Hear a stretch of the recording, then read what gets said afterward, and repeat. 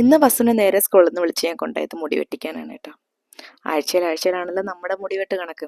അപ്പം ഈ ആഴ്ചയിലും പതിവ് തെറ്റാണ്ട് നമ്മൾ ഹെയർ കട്ടിന് വേണ്ടി വന്നിട്ടുണ്ട്. അപ്പം ഏട്ടനില്ലാണ്ട് ഞാൻ ആദ്യമായിട്ടാണ് കേട്ടോ വസുവിനെ കൊണ്ടുവരണത്. സാധാരണ ഏട്ടനായിട്ടാണ് പോകുന്നത്, കാരണം ഇവിടെ നിൽക്കുന്നത് ഹിന്ദിക്കാരാണ്. സോ നമുക്ക് ഹിന്ദി നെഹി മാലൂം. പിന്നെ എൻ്റെ അറിയാവുന്ന മുറി ഹിന്ദിയൊക്കെ വെച്ച് ബാക്ക് സൈഡ് വെട്ടാൻ പറഞ്ഞു, പിന്നെ ചെസ്റ്റ് ഫ്രണ്ട് സൈഡ് ട്രിം കരോ എന്നൊക്കെ പറഞ്ഞ് നമ്മൾ അഡ്ജസ്റ്റ് ചെയ്തു.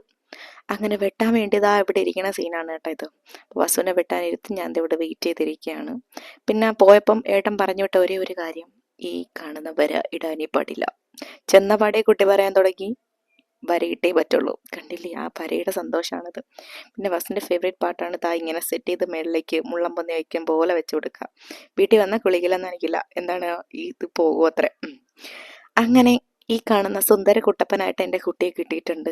എന്നേക്കാൾ സന്തോഷം അവനാണ് മുടി വെട്ടുന്നത്. കാരണം എന്താ, 2 വര കിട്ടും എക്സ്ട്രാ അതിൻ്റെ കൂട്ടത്തിൽ.